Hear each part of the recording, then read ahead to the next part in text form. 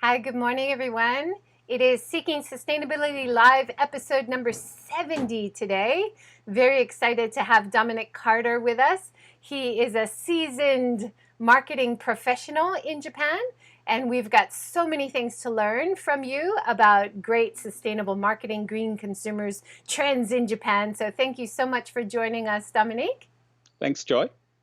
Do you want to start by just introducing yourself a little bit? Yes, well, I'm originally from Australia and I've lived in Japan since the beginning of 1999. And all of that time in Australia for 3 years and all of my time in Japan, I've been working in the area of consumer insights and market research. So that's given me a very broad perspective on the types of things that Japanese consumers respond to, and obviously how to persuade them to do new and different things. So, the area of sustainability is one that has started to become more important to our clients over time. So, yeah, I'm very excited to talk about that today with you. Yeah, fantastic. I have from one of your talks here, you have a picture with you in the very beginning of coming to Japan, the late 1990s, and then since 2003, and then today, 2020. Can you introduce that a little bit to us? Yes.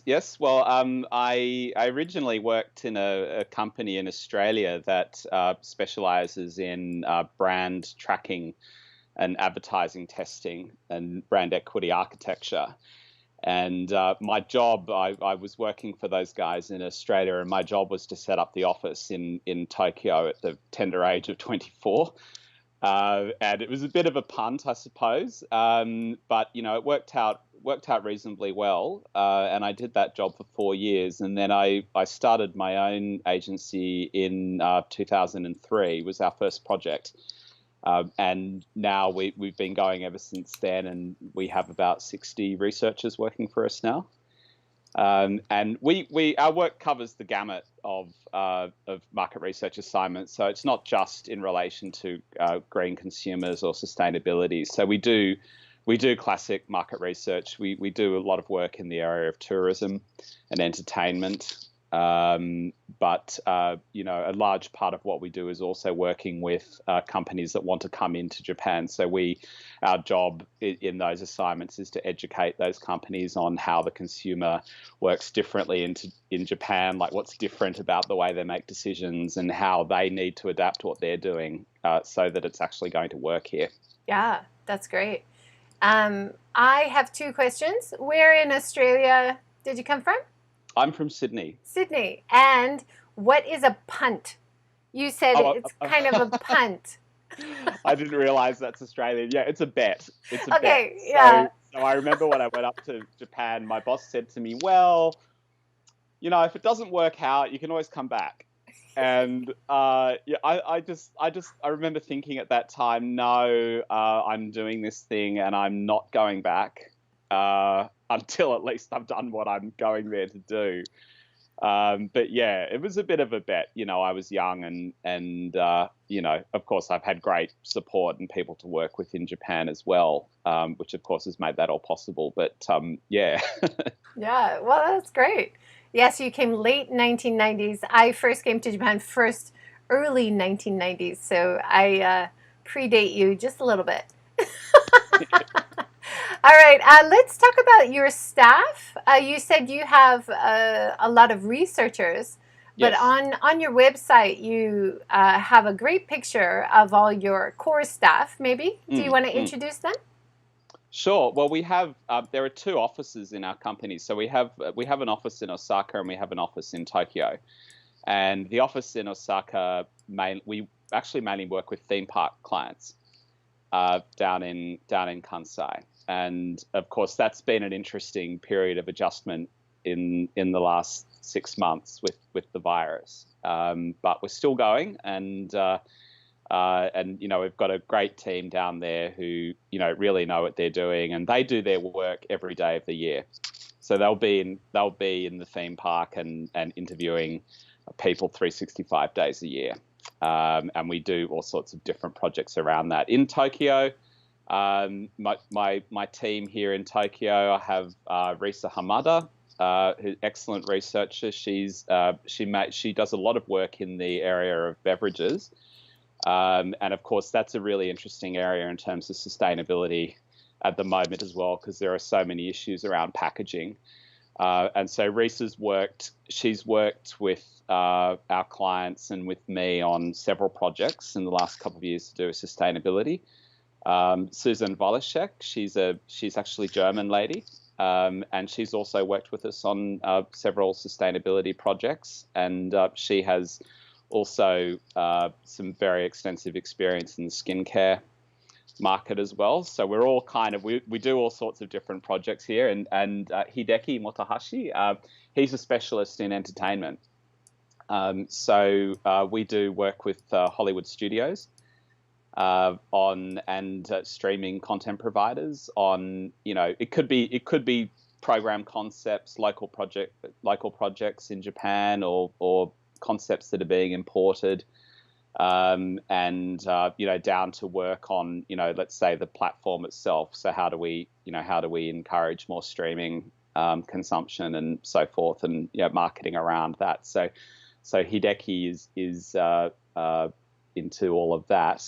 Tomizawa-san too. He's in his mid-60s, and he has retired, but we keep him working all the time, and it's been wonderful to work with him because he has so much knowledge and experience, and he mainly does quantitative research. So the rest of my team are very specialized in qualitative research, which is more your sort of free form discussion-based research, focus groups, and depth interviews, and so forth. And Tomizawa-san he does surveys, and so that's his specialty. So we have a really interesting team. It's very diverse. We have people from all sorts of different backgrounds in the team as well, and I think that's really important for us in terms of delivering a good and a sort of a properly holistic result for our clients, is having people who are Japanese, people who are non-Japanese as well, and it stimulates conversation.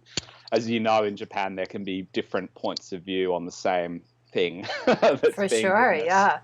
And so I think that kind of, actually the reality is trying to get tension in Japan can be difficult because people try to kind of sometimes, go towards the consensus. So I think there's something potentially productive too in having a bit of back and forth in that process. So I think having a multicultural team allows us to do that. That's great. And yeah. I'm sure Melanie Brock, who's been in the series before, also a fellow Australian, she will be happy to see your staff diversity is not a mantle. It is a good balance of men and women and international residents and Japanese. And yes. It also, I often look at sustainable business models, and I love how you have the perks of working at your company. It's dog friendly. Yes, we've got 3 dogs. Right? Being part of a multicultural team, a workplace that fosters risk-taking and creativity, knowing that your work positively impacts our clients' brands. So I think as the CEO or founder of the company, do you want to talk about that a little bit? Because that's so important in the structure and the mission of a business. I mean, first on the point on diversity, I think there's never been a point where we haven't been diverse. And, in my management group, I have three women and I have 3 men, and that's not something that's been kind of consciously constructed. It just has always been that way, and I've always enjoyed working with men and women, and so that's just sort of part of who we are. But I think I've always thought it to be a point of difference for us versus other agencies who are working in the field, because market research can be quite a sort of conservative area, and I don't really see why it should be conservative. Actually, I think there's a lot of room for creativity, and there's a lot of room. And in fact, if you look at what the mission of research in general is, it's to find out new stuff. So how are you going to find out new stuff if you do things the way that you've always done them by the people who've always done it? That's not to show a lack of appreciation for people who are very skilled in what they do and have a lot of experience. I mean, that's certainly something that I respect as well.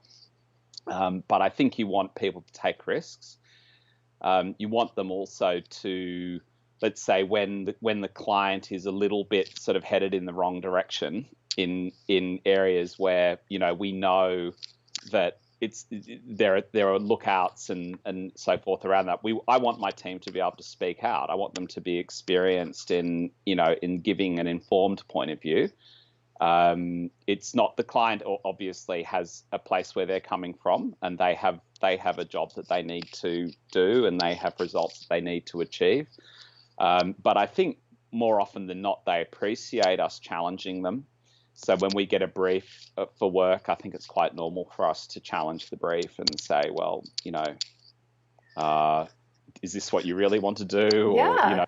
Or, could try this a different we way. often talk about educating the consumer, but in your B2B kind of work, it's about educating, well, it is a consumer of your products.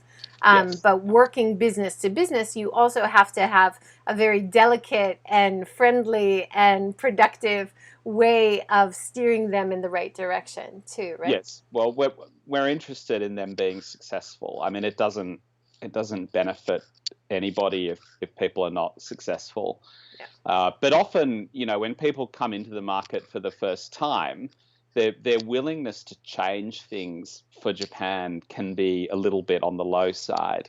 So there's a bit of it often with people. There'll be a bit of a kind of eye-opening element to what we do, and I like to sort of set up our journeys, if you like, with our clients in a way that we might take them, let's say, show them inside a house here, so that they'll understand that for example, their whatever it is that they're trying to develop in the market is just not really going to be suited to the way that people here live. They're assuming that people live in North American houses and that the needs are the same.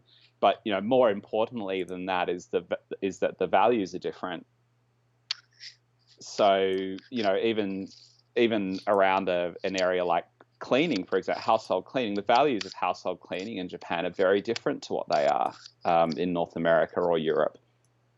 And I've been in these, big meetings, having to deliver the message to, the top guy in Asia Pac who's French, say, well, actually, Japanese don't really want their shower to be totally clean. And they're like, what are you talking about? So there are certainly, and those insights are based on actually spending a lot of time with people. I mean, people are not going to say that to you, but we're observing people, in this culture who like to work with the problem. They don't like to completely kind of tackle problems head on. Mm-hmm. There are ways of doing things. There are gentle ways of approaching things which really are kind of common sense in Japan, and mm-hmm. they're kind of like, because the definition, like, common sense is such a base part of culture, but my common sense as an Australian is actually different to someone's common sense as an American. If I look at an issue like guns, for example. Like, there's a significant proportion of people in America for whom it is common sense to, I'm trying to get controversial here, but I'm just trying to use an extreme example just to say that, generally speaking, where I come from, no one thinks that you need to own a gun. But in other cultures, they do. And that's common sense, and that's commonly accepted. And there are sort of issues around, if I look at aging, for example, in Japan, there's the common sense around aging is that this is a natural process and you work with it, and no one wants to look any older than what they are. Or if I'm talking about, let's say, skincare in the context of aging, no one wants to look any older than what they are. But in other cultures, let's say like America, for example, or possibly Australia, if you say to somebody, I could give you a product that will make you look 20 years younger,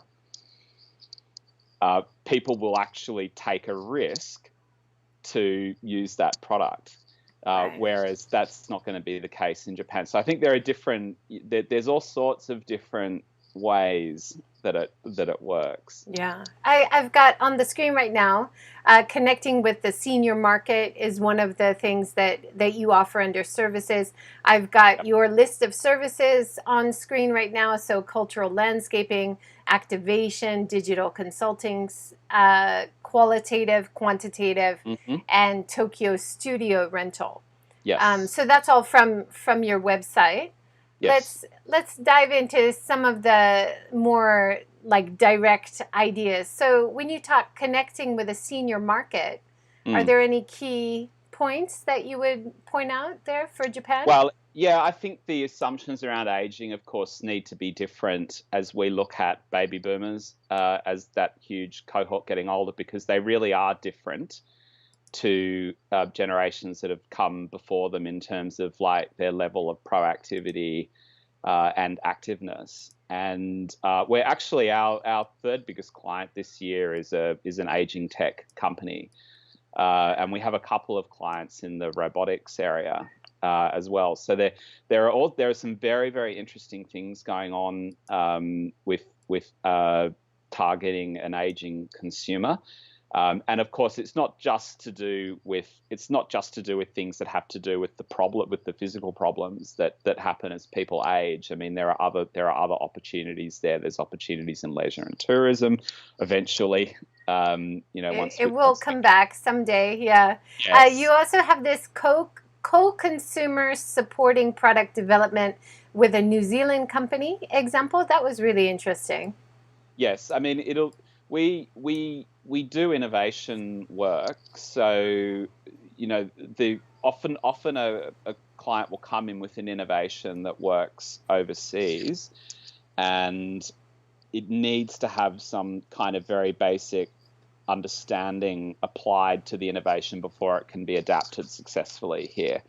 So for example, we met quite some years ago. We worked with protein, right? And and Melanie, who you mentioned earlier, she knows all about protein and meat and all of that sort of thing. But let's say, for example, the ideas around protein and nutrition are quite different in Japan compared to other places, and there's a lot of received cultural wisdom and common sense around nutrition and eating in Japan, which is very hard to break, and I mean, nor would you want to actually. I mean, you need to work with it. But the idea that you're going to, for example, upweight, benefits among on certain nutrients or so on and so forth, and we're going to like vastly upweight, the amount of iron that you receive, or vastly increase the amount of protein you're consuming because it'll be good for you. And most people don't really respond to those sorts of promises.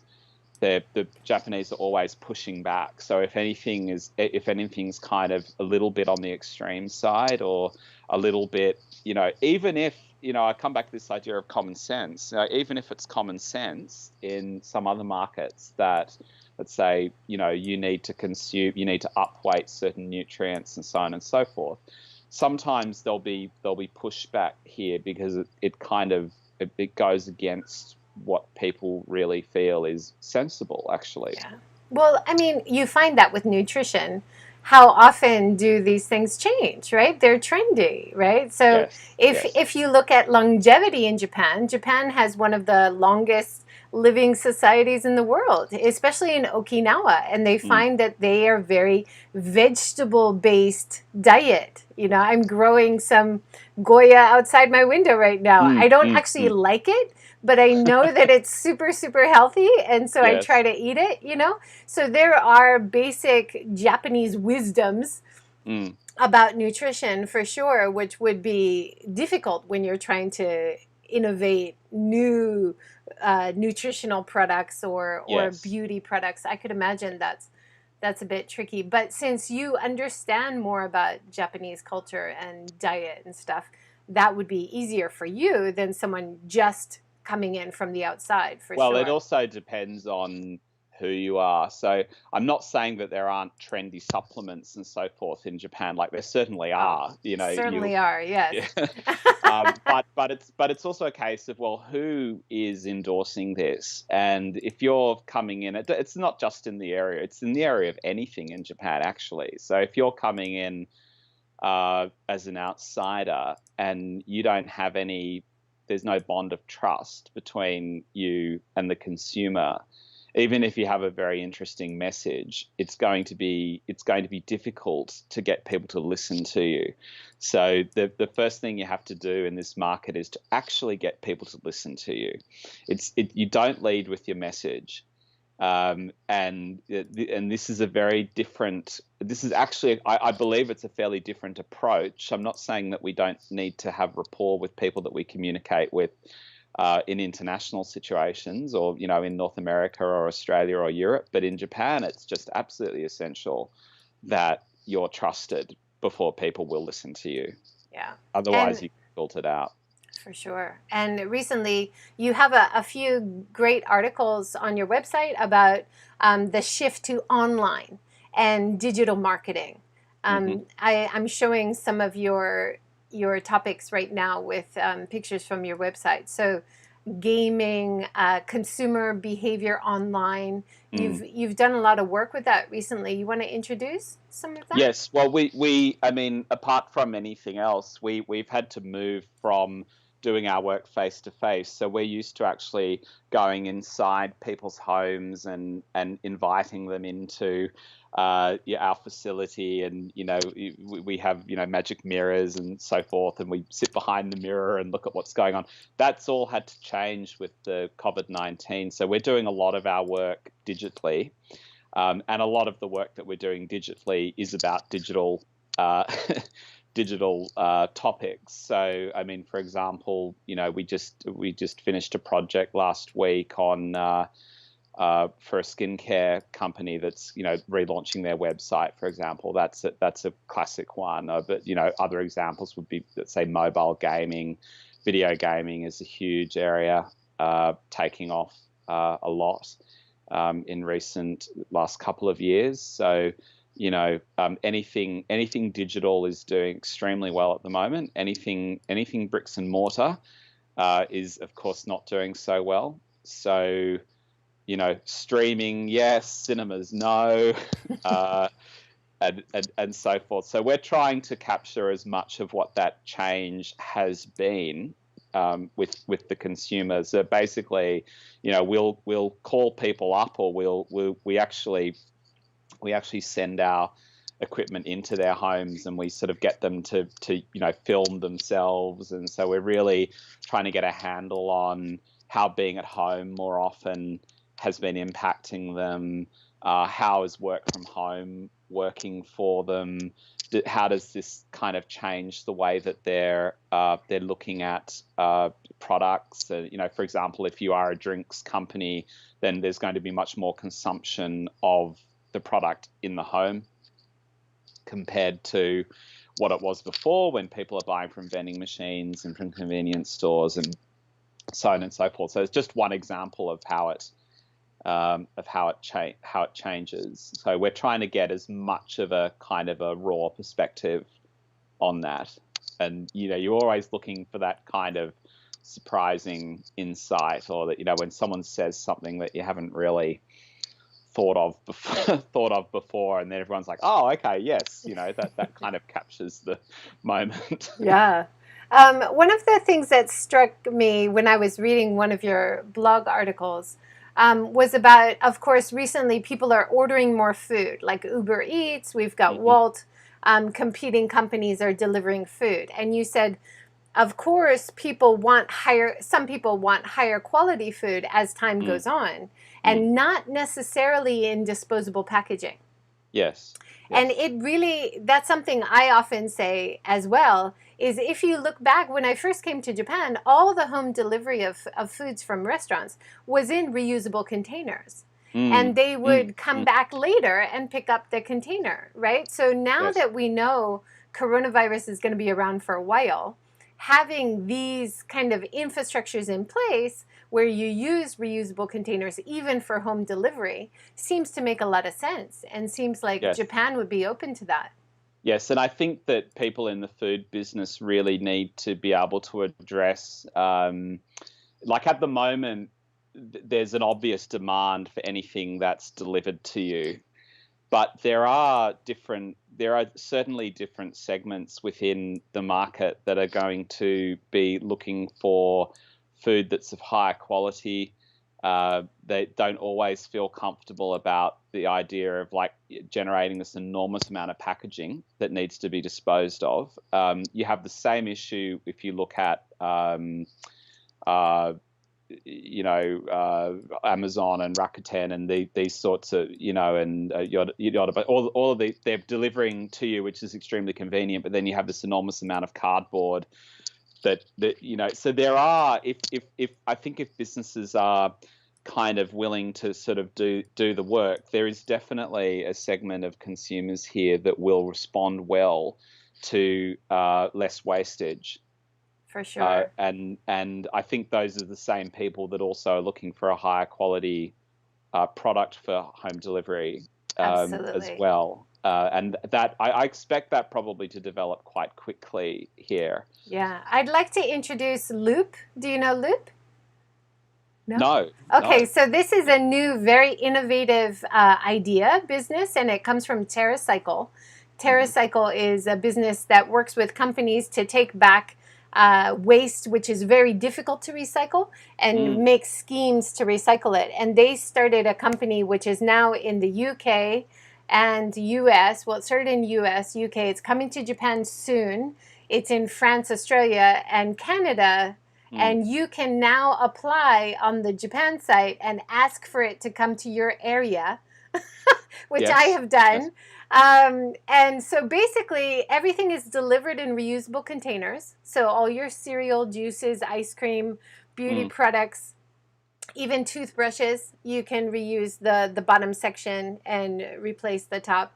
And so you just sign up, you pay like a subscription, and then when you're finished with containers on your next delivery, they take that back and reuse it. So it's creating a reusable infrastructure which doesn't exist right now. Yes, yes. So and it's very a exciting. Very interesting idea, and it's also creating what's necessary in the area of sustainability is to create experiences for people where they are actually changing their behavior. It could even be in a small way. Another example is My Mizu, right, where people are given the bottle and they're going to various areas and refilling their reusable bottle, and that it may not create a profound environmental impact in terms. I mean, there is some impact, right? But what it's actually doing is getting people to take a small step, so that they are now better primed to take the next step. Yeah. And I think in terms of consulting or helping new companies market, to even be able to say this company is doing this in Japan and it's going well or it's having difficulty, just the fact that it exists changes the market a little bit, right? I think that's so interesting. You talk in one of your articles about the Reiwa trends, how you're noticing since last year when Japan changed to Reiwa, that there is different ideas about consumerism. Do you want to talk about that a little bit? Well, it's kind. I mean, okay. Let's be honest. It's big. It's kind of cute to say that. Yep, there's a new era and like everyone's different. But I do think that there is more consciousness developing, and we are measuring that. I actually measure that every year. We have a sentiment survey that we do in March every year, and we've started to ask questions about sustainability and the environment and issues like transparency and government and so forth. And we have very, for example, on that transparency issue, we have a very large majority of people who are saying that they require more transparency in society, and it hasn't really been an issue over many years. I mean, it's become more of an issue, but certainly people want to know more about, where does their food come from. Even a good example is what the pressure that's been applied to the banking industry to not be funding coal-fired power plants in Southeast Asia and so forth. There's more, there's more interest in that. There's also more. We have, I can't remember the exact number, but I think it's about 55% of people. We survey a broad population sample, right? So it is representative of the society overall. 55% of people are saying, yes, it is acceptable to put pressure on businesses to get them to behave in more socially positive and, environmentally friendly ways. And that goes against the received wisdom of Japanese people being extremely passive and not caring about stuff. It doesn't mean that you're going to activate in the same way now in Japan. I think there are still different ways in which you need to work with people here, but I do think that Reiwa, there's a different there's a psychology of change that happens where it gives permission for more things to change. I think there's a very deep kind of unconscious dynamic going on there for change, but also, as in other countries, I think the current crisis too is creating a lot of impetus for change. Yeah. So Reiwa, it did have like a fresh feeling to it, but of course, in Japan, like anywhere, there are many entrenched, let's not change it kind of attitudes. Yes. To adopting new strategies or changes, right? Yeah. So I think there's obviously kind of aesthetic elements of change. So Reiwa is an aesthetic idea, not necessarily everything's changing. And I think a lot of the way that eco has been marketed, I think, in the last 10, 15 years is kind of aesthetic as much as anything. I think, people are taking advantage of some cultural codes and stuff, but it is kind of like just an aesthetic thing for a lot of people. But nevertheless, I think that, you do when something underlying changes, it gives permission to people who actually are more change oriented already. But the thing about Japan is that you need to show people what to do. So people don't necessarily just do it. You don't suddenly wake up one day and people are doing something different. It's usually the case that you need to lead people through, and you need to be able to sort of curate opportunities for them to take steps. So initiatives like Loop or Maimizu or whatever, like very, very good examples of that. But I would also say that the changes around work, where people are working from home, I think are going to be especially impactful in Japan compared to other countries, because Japan's been so rigid. And I'm hoping that women can be a big beneficiary of this change as well, because one of the problems that you have is where people have to be working in the office at all hours from 7. We interviewed a guy the other day, like he has to go to work at 7:30 in the morning, and they go home at 8 o'clock at night. I felt myself getting angry hearing that story because it's just so ridiculous. You talk about the 4 macro trends shaping modern Japan. Yeah. So, of course, women power changing world of work, so more online working, generational dynamics, internationalization. I'm showing that right now.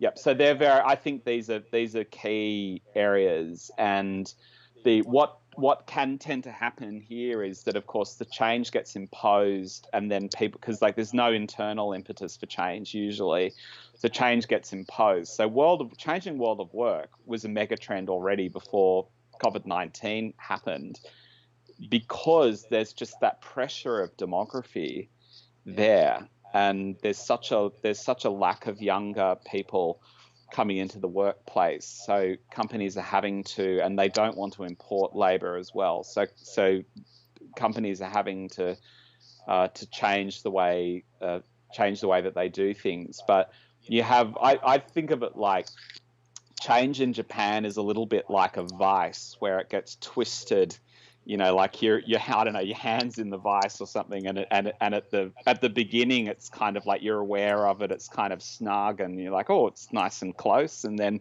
it keeps on turning and it turning and turning, and there's an inevitability about it, where you actually at some point you can't get out of it, and I think we're in that point now with Japan with demography.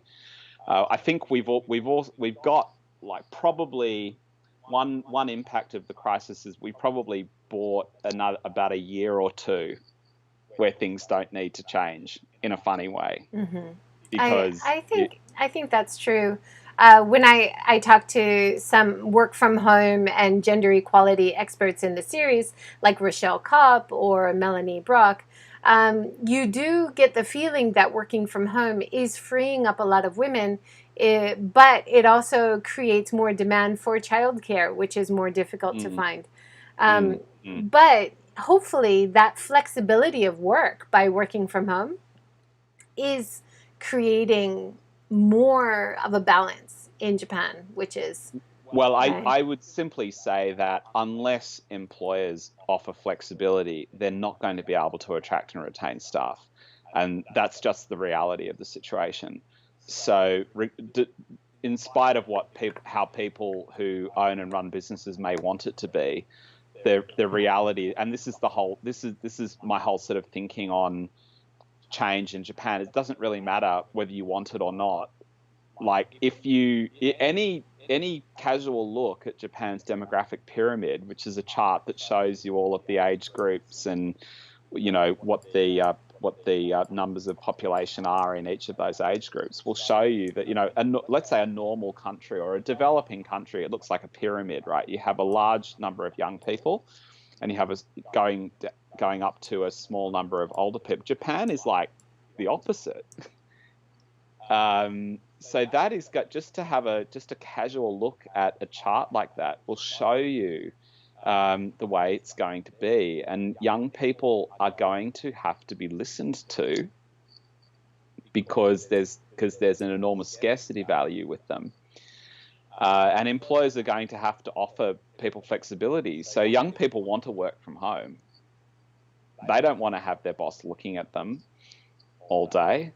I feel that there are probably, there's going to be issues with alienation, I think, that come in with work from home and remote working that we're probably going to see in about a year from now. And I have interesting debates with people in my company about that because not everyone agrees with me. Yeah.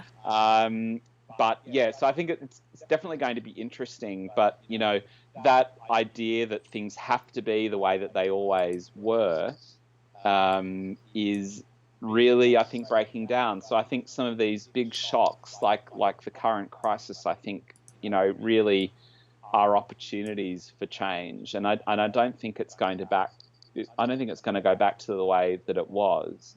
Well, let's talk about one of your ideas about analyzing a problem, emphasize, define, ideate, prototype, test. Do you want to introduce that? Because if your company, if your business is struggling, these are some great tactics to fix the problem. Yes. Well, I think also, I mean, it's sort of, that's a model that's based on what they call design thinking. And the idea of design thinking is that you essentially that you look at problems in new ways, and you try a lot of different things in a kind of safe and accelerated way. But of course, a really good and it's used for problems that are very difficult problems. It's used for problems where it doesn't seem like there's a solution.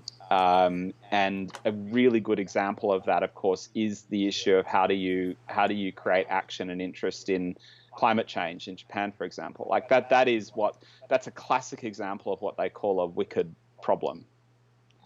So how do you create, for example, if you're creating messaging, if you're an organization that's creating messaging or creating a campaign around that, if you just take it, if you just throw stuff out there into the or let's say you spend a lot of time working on a particular campaign, and for some reason it just doesn't seem to connect. You just haven't quite got it right. Like your starting point's different, because you really do need to understand the way that people relate to the issues to communicate with them effectively. Then kind of like a process, which is like a design thinking process, I think can actually be very, very useful, because you can essentially kind of co-opt your audience to help you to create the message that's actually going to resonate with them. So what aspect of sustainability do we focus on? Where are people pushing back on your messaging? What's relevant to them? What's not relevant to them? And time and again, what you'll find with people here is the message that's closer to home resonates compared to the global message. So Japanese have what I like to call this vision of a perfect small world around them, where people they'll demonstrate extreme levels of responsibility in their own setting. And actually, at work, we'll do these amazing heroic things to get stuff done, but you don't see it in society. And that's kind of, I think, sort of some of the interesting thinking, I think, is around how do you sort of harness that passion that people have to make things right in their own area into a sense that can be done at the larger level. But of course, you've got to work out like what are the right messages and how to sort of start to build that. I think there's a lot of trial and error involved. Mm-hmm. That's really interesting, and so true. And this whole analysis of is your marketing working is also the same model that I often suggest to businesses trying to improve their sustainability, right? Mm-hmm. Like, let's make a target, let's try it out, let's reassess, let's create a new target. Like, just keep talking about it, keep testing it, and keep bringing it back for analysis and improve upon it. Don't just give up after it doesn't work the first time. Well, I tell clients all the time, you'll probably fail, and then they're like, oh, I can't believe you just said that. And I'm like, well, I'm old now. I've been around, but you said, but that's okay. Yeah. I like that. That sort of fail forward ideology that comes out of design thinking that says, well, look, we actually expect to fail 10 times or more or 20 times before we find the approach that actually works here. So you've got to there's a certain humility that you need to bring to that. And a lot of people, really, one of the enemies to progress is where people really feel very confident in their view of like how their category works, how their market works, how the consumer thinks about, let's say, if it is green issues, sustainability. Oh, no, Japanese are not interested in that, so on and so forth. But it's the consumer is changing, and they're changing all the time, and there's a real danger that you miss that. And if you're not talking to people constantly, and if you're not trying, how are you going to know? So there are sort of issues in creating change in terms of people feeling that they, feeling I would call it an unjustified sense of confidence in terms of their understanding of the consumer and what they want. Yeah, you mentioned something called the gravity problem. I found that very interesting. You want to explain that? Yes. Well, I think it applies very much to when we're talking about issues of sustainability and the environment, and also social change.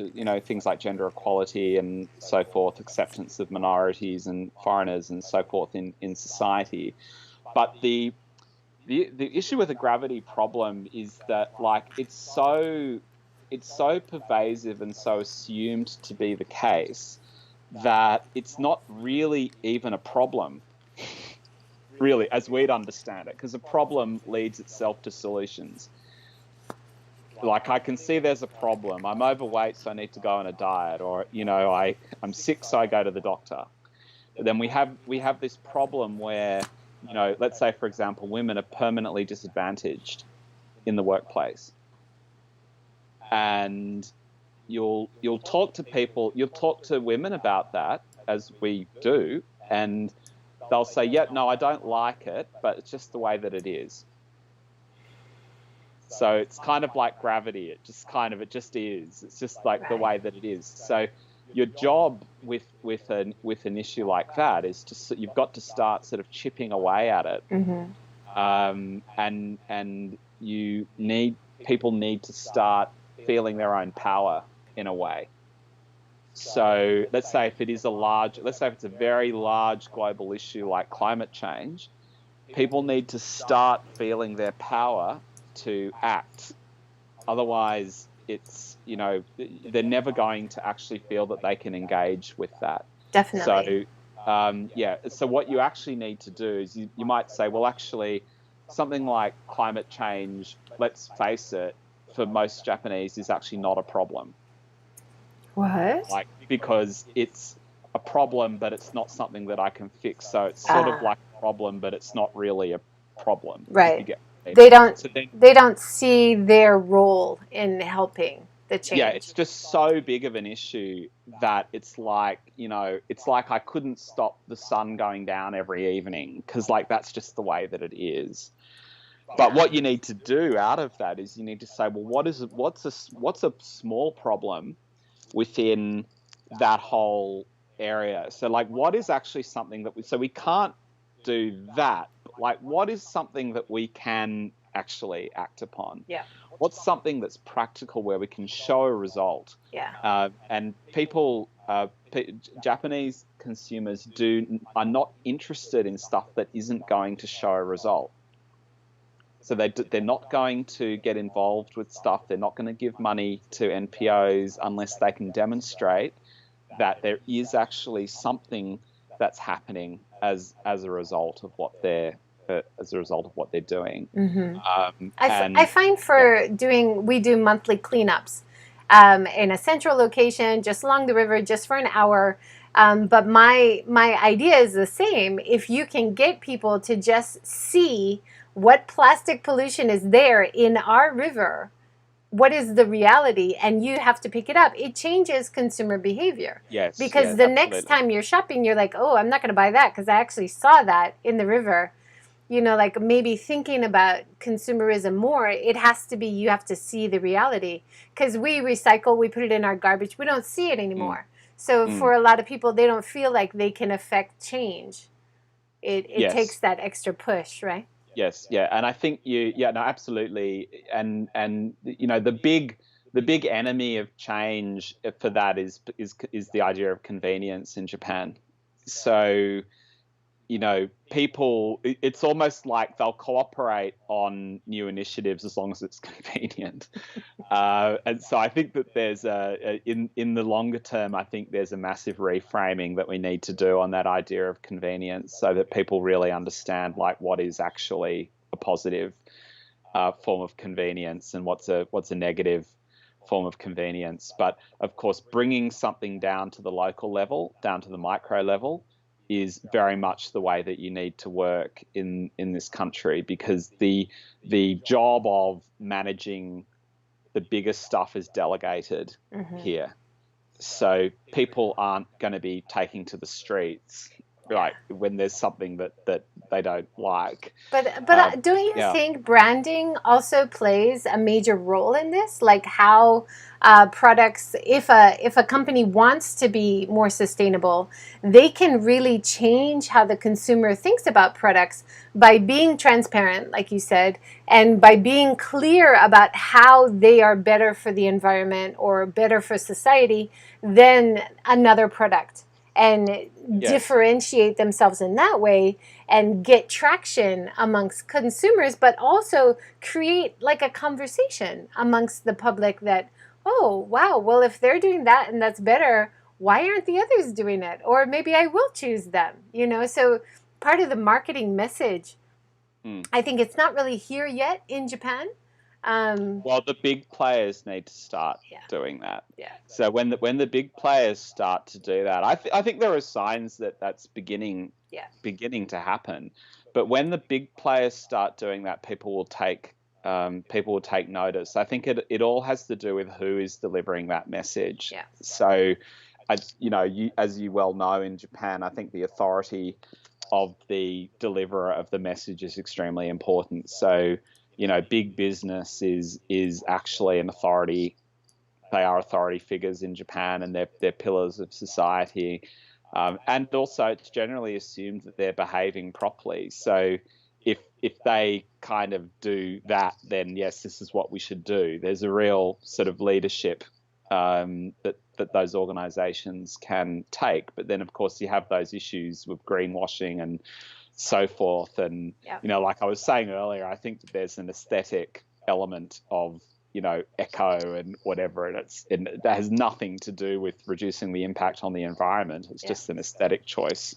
So that's where government regulation and compliance by companies at a higher level is also very important, right? So especially for the major brands, if the government, like recently we saw with plastic bag regulation, that you have to charge for bags, that kind of rule helps because of course everyone's complaining, oh, what a pain, I have to change my bag marketing for my company, not convenient. It's not convenient. But people will get used to it and adopt it as the right thing to do because it was changed from above. So we have, we need the compliance regulation changes from above and, consumers who are really active and motivated to change as well. It's all connected, right? Yes, and I think there is, I believe it's not my area, but the ESG goals and so forth, I think are being taken seriously. Yeah. And I think that certainly has a trickle down impact. But if you want to create sort of genuine change, I think what we've found is that it really needs to be done on a micro level. So the government creates and business creates an environment in which there's permission, in a sense, to do things different, and I think that's very important. But the actual changes themselves have to be done at a very local level, and so doing local cleanups is a perfect example. Like, it's exactly what groups that want to have a positive impact in environmental issues need to be doing. And it might just, we're just picking up rubbish. It doesn't have anything to do with climate change or, whatever. But actually it is creating those small behavioral changes that get people bought into the idea. And then what needs to be done is that then needs to be captured to move on to the next and the next thing, and then the next thing, and the next thing. So you have to kind of ladder up to it. Yeah, you mentioned this in talking about getting young millennials or Gen Y or Gen Z employees, that you need to attract to them by having environmentally friendly, minimizing plastic waste at your workplace as well. I thought that was a really interesting point you made. Yes, I think their opinions on these types of issues they're going to count, put it that way, and they're going to notice when things are not being done the way that they think that they should be done. Like, I mean, you know what young people are like. They're pretty, they can be pretty forthright, and that's a good thing. Or they've just vote with their feet. Or you can create new value propositions for employees where you demonstrate your credentials in these areas, and where they feel that there's a values alignment there, and then they're more likely to join your business. But overall, I would say that there's actually a lot of work to be done with young people in Japan.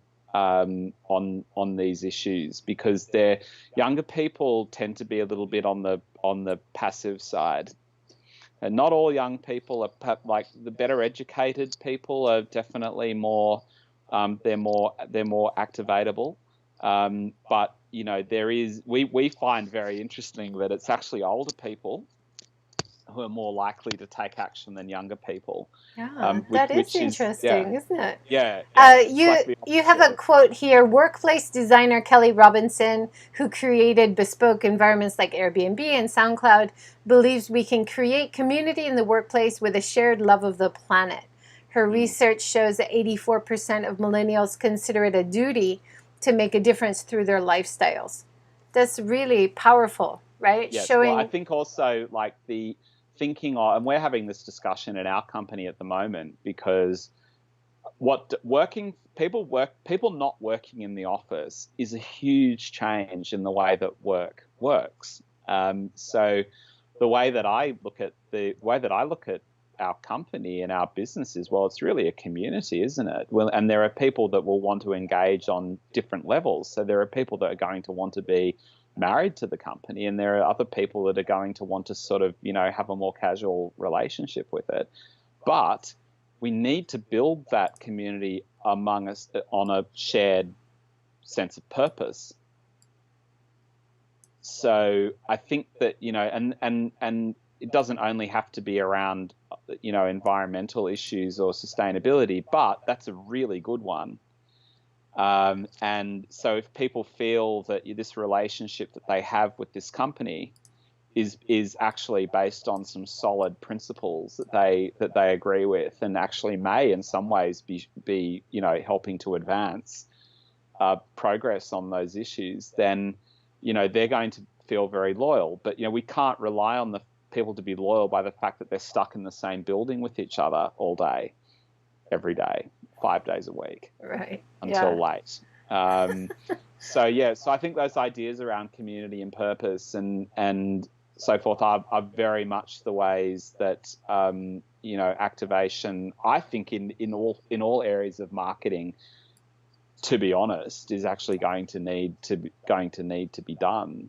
In a world where everything can just be delivered to you, it's so easy to fulfill your needs just by a few clicks on a website. What's going to be driving consumer behavior is going to be much more values driven than it has been. Up until now, we've just blasted people with advertising messages and built brand perceptions, and it's almost a semi-scientific process for some companies in terms of how they do that, and spent a lot of time working on those kind of projects. But I think moving forward, I think values are going to be very, very important in terms of how giving people a reason to choose this employer, this product, this brand. Yeah.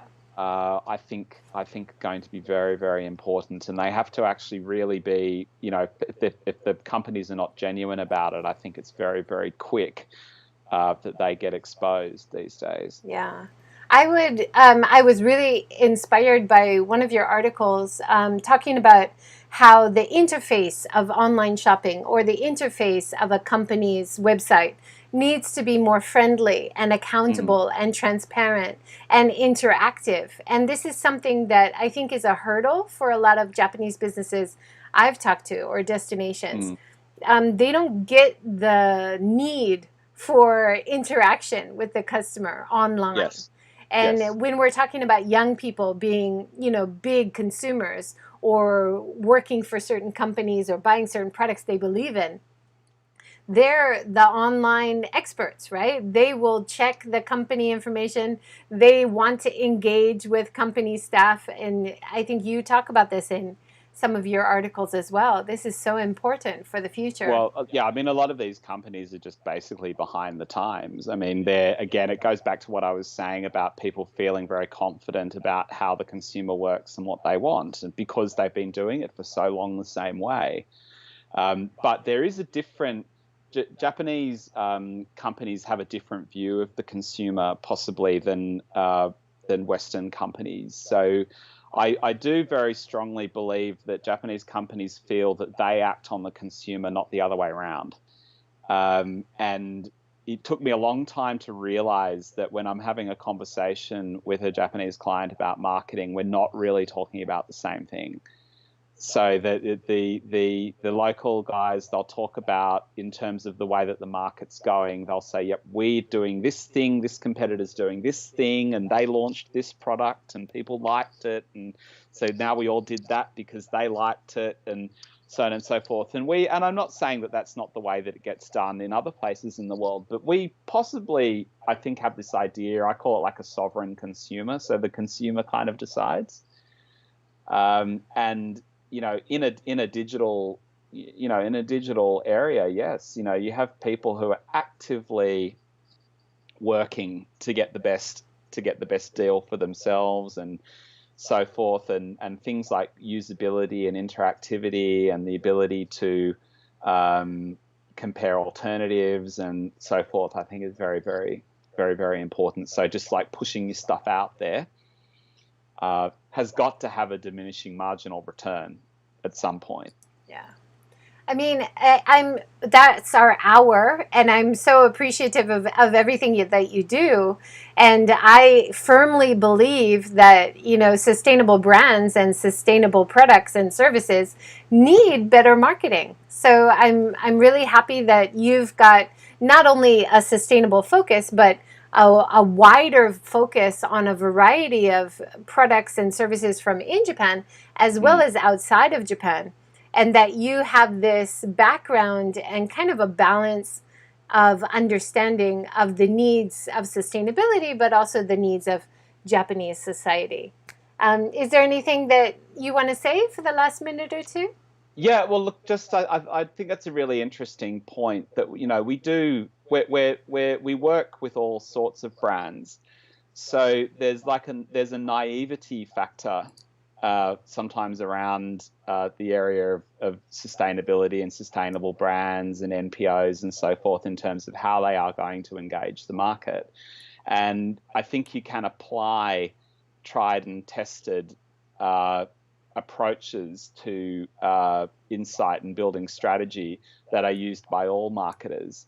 It doesn't mean that you do what these marketers do in the market, but your process of actually getting to the insight and how you work with people to persuade people to your point of view. That's what marketing is. We're trying to create a receptive consumer, and so yeah, I think that is very much what we do, and I think our clients in the sustainable area appreciate that, and we love doing that type of work because obviously it's something that's very meaningful to be involved in. That's awesome. Thank you so much. Yeah, thanks for joining this series. It's wonderful to have your insight. Thank you so much. Thank you for having me. Thank you, everybody, for watching, and that's it for this week. Have a great weekend. Take care of yourself. And we'll catch up again next week. Bye.